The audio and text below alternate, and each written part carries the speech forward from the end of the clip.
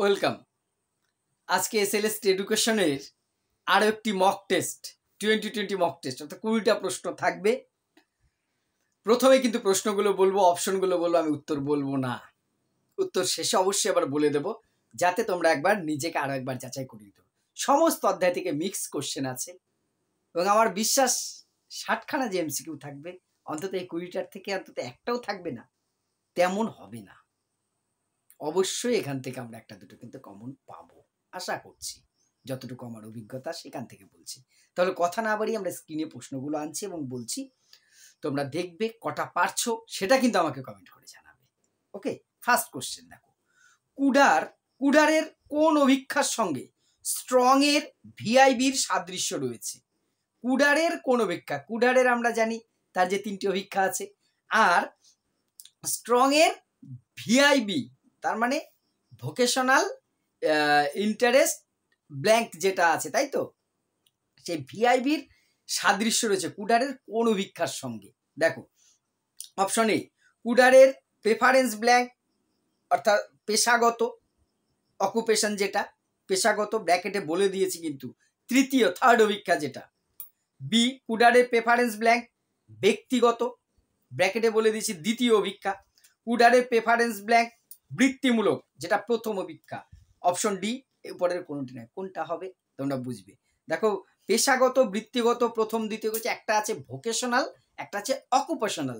ফার্স্টে যেটা বৃত্তিমূলক সেটা ছিল ভোকেশনাল, আর থার্ড অভিক্ষা যেটা পেশাগত সেটা ছিল অকুপেশনাল। এবার এটার সাথে কোনটির হচ্ছে স্ট্রং এর ভিআইবির মিল আছে সেটা খুঁজে বের করো, উত্তর লাস্টে থাকবে। নেক্সট, ডাল্টন পরিকল্পনার স্রষ্টা হলেন। ডাল্টন পরিকল্পনা আমরা জানি শিক্ষাক্ষেত্রে একটা জনপ্রিয় আধুনিককালে শিক্ষার অন্যতম একটি মেথড ডাল্টন প্ল্যান। ডাল্টন পরিকল্পনার স্রষ্টা কি? A Rousseau, B John Dewey, C Plato, আর ডি হচ্ছে মিস পারখাস্ট। এর মধ্যে থেকে সঠিক উত্তরটি তোমাকে খুঁজে বের করতে হবে। নেক্সট, সংবিধানের ড্যাশ নং ধারায় শিক্ষাকে মৌলিক অধিকারের মর্যাদা দেওয়া হয়েছে। শিক্ষাকে মৌলিক অধিকারের মর্যাদা দেওয়া হয়েছে কোন ধারায়? Option A 21 A, option B 45, option C 46, option D 15। এর মধ্যে কোনটায় শিক্ষাকে যে ফান্ডামেন্টাল রাইট হিসেবে, মৌলিক অধিকার হিসেবে স্বীকার করে নেওয়া হয়েছে বা অধিকার হিসেবে গ্রহণ করা হয়েছে? ঠিক করো, তোমরা জানো, এটা পড়িয়েছি কিন্তু আমি। নেক্সট, জন ডিউই মনে করতেন যে শিক্ষা হলো dash. John Dewey, school is simplified, beautified, better balance society, অনেক কথা আছে ডিউইর। জন ডিউই মনে করতেন যে শিক্ষা হলো ড্যাশ। অপশন এ সামাজিক প্রক্রিয়া, অপশন বি ব্যক্তিগত প্রচেষ্টা, অপশন সি প্রাতিষ্ঠানিক কার্যক্রম, অপশন ডি ধর্মীয় দায়িত্ব। তাহলে শিক্ষা কি? আমি একটা সংজ্ঞা দিয়ে ক্লু কিন্তু দিয়ে দিচ্ছি, তোমরা এমনিও পারো, পারা জিনিসে একটু ক্লু দিলাম, তেলে মাথায় তেল দেওয়া আর কি। এর মধ্যে কোনটা তোমরা পারবে অবশ্যই। নেক্সট আসি তাহলে, নিচের কোনটি মাল্টি সেন্সরি মিডিয়ার উদাহরণ? মাল্টি মানে বহুমুখী, সংবেদনশীল, তাই তো? কোনটি মাল্টি সেন্সরি মিডিয়ার উদাহরণ? অর্থাৎ আমি একটু এক্সপ্লেন করা উচিত নয়, তাও করছি। মাল্টি সেন্সরি মানে আমাদের যে উদ্দীপক আছে 5টি, বেশিরভাগ উদ্দীপককে অ্যাক্টিভ করে দেয়, সেটা ক্লু দিয়ে দিলাম। টেলিভিশন, এ বলছে টেলিভিশন, টেলিকনফারেন্সিং, চলচ্চিত্র, 3টে করে আছে কিন্তু এর 3টেই যেখানে হবে সেটাই উত্তর নেব কিন্তু। B graph, podcast, teleconferencing, C graph, podcast, television, D cable, television, podcast, audio. এর মধ্যে কোনটা মাল্টি সেন্সরি মিডিয়া একটু ভালো করে দেখে বলবে। নেক্সট, আত্মসম্মান বোধ বিকাশে দরকার শাস্তি, অপমান, উপদেশ, ডি উৎসাহ স্বীকৃতি। তাহলে আত্মসম্মানের জন্য এর মধ্যে কোনটা লাগবে বেশি দরকার? শিশু, কিশোর, বালক, যাই বলি না কেন, শাস্তি, অপমান, উপদেশ, উৎসাহ স্বীকৃতি। আশা করি এটা ইজিলি পারবে। নেক্সট, যে চলের স্কেলে ফাঁক থাকে না, যে কোনো সূক্ষ্ম অংশে যাকে ভাগ করা যায় না, তাকে বলে? যে চলের স্কেলে কোনো ফাঁক থাকে না, সূক্ষ্ম অংশেও তাকে ভাগ করা যায় না, তাকে কি বলে? বিচ্ছিন্ন চল, অবিচ্ছিন্ন চল, প্রসার হয়ে গেছে, স্কোর। কি বলে যেটার কোনো ফাঁক থাকে না? এটাও কিন্তু করিয়েছি স্ট্যাটিস্টিক্সের প্রথম দিনের ক্লাসে, এটা করানো হয়েছে। নেক্সট, ওজাইভ, সেই আবার না, ক্লু দিলে বুঝে যাবে একদম। সেই কিউমুলেটিভ ফ্রিকোয়েন্সি পার্সেন্টেজ বের করে যেটা করতে হয়, গ্রাফটা এইরকম উঠে যায়, ক্রিকেটে এটাও দেখায়। ওজাইভের সুবিধা কোনটি?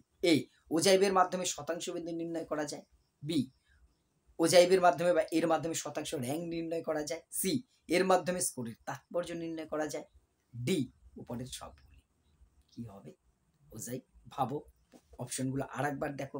শতাংশ বিন্দু, শতাংশ র্যাঙ্ক, স্কোরের তাৎপর্য, সব কিছু মধ্যে কোনটা, নাকি সবগুলি, না কোনটা হবে? বেশি ইম্পর্টেন্ট এই প্রশ্নটা, খুব ভালো করে দেখবে। টেস্টের রিলায়েবিলিটি কি জিনিস নির্দেশ করে? রিলায়েবিলিটি, নির্ভরযোগ্যতা কি নির্দেশ করে? অপশনটা খুব ভালো করে দেখো।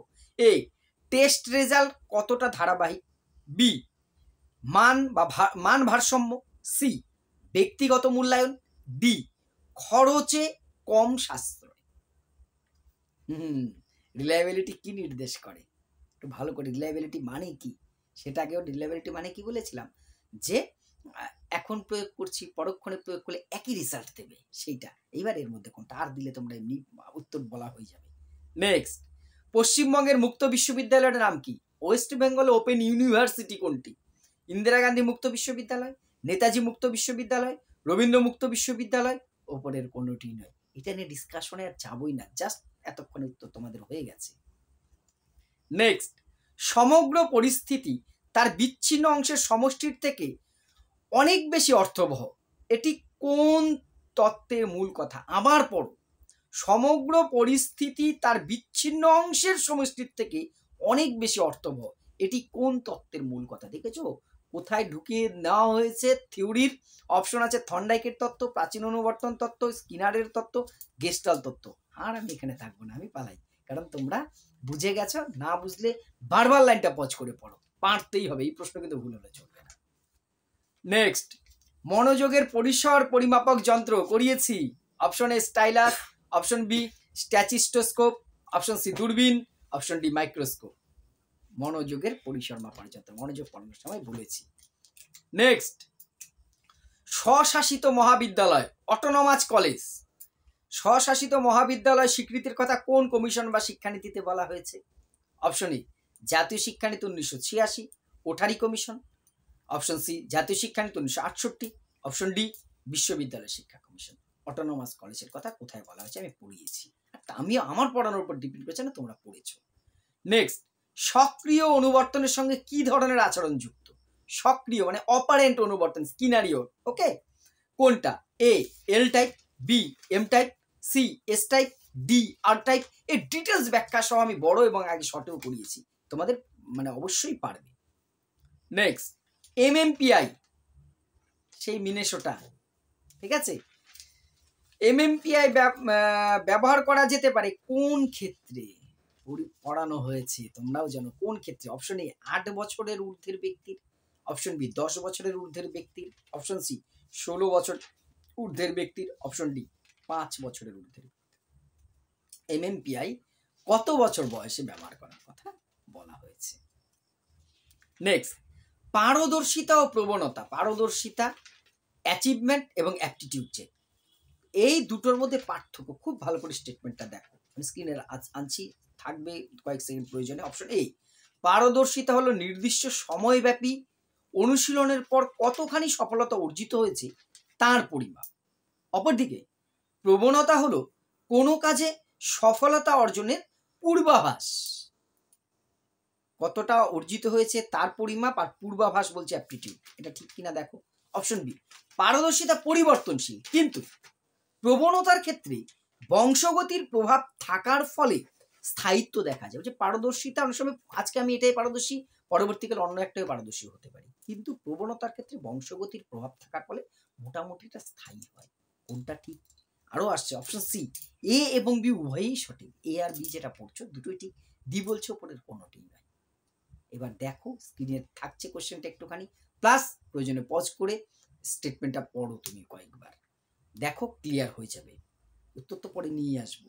স্বাভাবিক বুদ্ধিসম্পন্ন ব্যক্তির বুদ্ধাঙ্ক কত? এটা নিয়ে বিতর্ক থাকতে পারে, কিন্তু এভারেজটা আমরা নেব।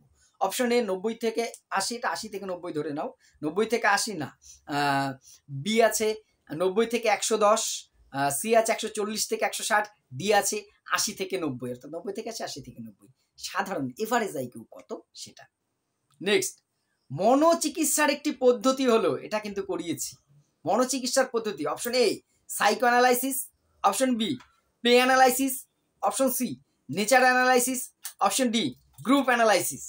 এর মধ্যে মনোচিকিৎসা বা সাইকোথেরাপি কোনটি করানো হয়েছে? এটাও কিন্তু ক্লাস। নেক্সট, গ্রাম শিক্ষা committee VEC village education committee গঠিত হয় মহিলাদের শিক্ষার জন্য, পুরুষদের শিক্ষার জন্য, অপশন সি বয়স্কদের শিক্ষার জন্য, অপশন ডি সর্বশিক্ষা অভিযানের জন্য। ভিইসি এতক্ষণ তো আমাদের উত্তর হয়ে গেছে আমি জানি, তাও একবার দেখে নাও। নেক্সট, ফ্রয়েডের মতে মনের ক্রিয়াশীল তৃতীয় স্তরকে কি বলে বা কি বলেছেন? ক্রিয়াশীল তৃতীয় স্তর করিয়েছি সাইকোঅ্যানালিটিক্যাল থিওরির ওখানে, তার বাইরে তোমরা ইজিলি এটা জানো। Option A id, option B ego, option C super ego, option D কোনোটিই নয়। ইড, ইগো, সুপার ইগো কোনোটিই নয়। কোনটি হবে বের করবে। কোশ্চেন এ কটাই, এবার অ্যান্সারগুলো একটু ঝালিয়ে নিই আমরা নাকি। দেখো, প্রথম যেটা ছিল কুডারের কোন অভিক্ষার সঙ্গে স্ট্রং এর ভিআইবির সাদৃশ্য আছে? অবশ্যই কুডারের প্রিফারেন্স ব্ল্যাঙ্ক পেশাগত, ব্র্যাকেটে যেটা তৃতীয় অকুপেশনালের সাথে মিল আছে, ভোকেশনালের নয়। সেখানে পড়ানোর সময় বলেছিলাম, তোমরাও জানো। তাহলে অপশন এ। ডাল্টন পরিকর্মা স্রষ্টাকে? অবশ্যই ডি মিস পার্কহিস্ট বা পার্কহাস্ট, তাই তো? উনি হচ্ছেন ডাল্টন প্ল্যানের প্রবক্তা। নেক্সট, সংবিধানের কত নং ধারায় শিক্ষাকে মৌলিক অধিকার? এটাও পড়িয়েছি 21 এ 2002 সালে যেটা যুক্ত হয়েছে, এই ধারা অনুযায়ী শিক্ষাকে মৌলিক অধিকার। 45 নংয়েও কিন্তু অবৈতনিক বাধ্যতামূলক শিক্ষার কথা বলা হয়েছে, একই। কিন্তু এটা কিন্তু গুলিয়ে ফেললে হবে না, 45 নম্বর ধারা সংবিধানের প্রথম থেকে ছিল, সেখানে কিন্তু শিক্ষাকে মৌলিক অধিকার হিসেবে গ্রহণ করা হয়নি। 21 নম্বর ধারায় কি করা হয়েছে? তোমার যে শিক্ষাকে একটি মৌলিক অধিকার হিসেবে স্বীকার করা হয়েছে আমার সংবিধানে। ওকে। নেক্সট, জন ডিউই মনে করতেন যে শিক্ষা হলো? অবশ্যই অপশনে সামাজিক প্রক্রিয়া। আরে ডিউই তো বারবার সামাজিক সংগঠনের কথা বলেছে, যেটা বললাম school is simplified, purified and better balance society, সমাজের ক্ষুদ্র সংস্করণ করার কথা বলেছেন। তিনি সামাজিকীকরণের উপরে বেশি গুরুত্ব দিয়েছেন, ফলে এটা তাহলে কি হচ্ছে? সামাজিক প্রক্রিয়া। নেক্সট, নিচের কোনটি মাল্টি সেন্সরি মিডিয়া? দেখো, এটা অপশন এ টেলিভিশন, টেলিকনফারেন্স, চলচ্চিত্র। দেখো, তিনটেই দেখা এবং শোনা। টেলিভিশনে দেখছি এবং শুনছি, টেলিকনফারেন্সিং তোমার সাথে যে আমার কথা হচ্ছে, এটাও তো একরকম টেলিকনফারেন্সিং এর মধ্যে পড়ছে, অন্য ভার্সনে একটু যদিও। তাহলে দেখাশোনা দুটোই হচ্ছে তো। চলচ্চিত্রেও তাই। কিন্তু বাকি দেখো, গ্রাফ, পডকাস্ট টেলিকনফারেন্সিং এ হলেও গ্রাফ কিন্তু একটা ছবি। তারপরটা সিতে দেখো, ওখানেও গ্রাফ রয়েছে, তাহলে আর হচ্ছে না। ডিতে দেখো অডিও রয়েছে, অডিও তো শুধু শুনছি। তাহলে মাল্টিমিডিয়ার ক্ষেত্রে কিন্তু অপশন এটাই বেশি কার্যকরী হচ্ছে। নেক্সট, আত্মসম্মান বোধে বেশি দরকার কোনটা? অবশ্যই অপশন ডি উৎসাহ এবং স্বীকৃতি। যদি উৎসাহ এবং তার কাজের স্বীকৃতি পায়, তার মধ্যে সেলফ রেসপেক্ট, আত্মসম্মান বোধটা তৈরি হবে। নেক্সট, যে চলের মধ্যে কোনো ফাঁক থাকে না তাকে কি বলে? অবিচ্ছিন্ন চল। অবশ্যই অপশন বি, প্রথম ক্লাসেই করিয়েছিলাম, স্ট্যাটিস্টিক্সের প্রথম ক্লাসের কথা বলছি, করিয়েছিলাম।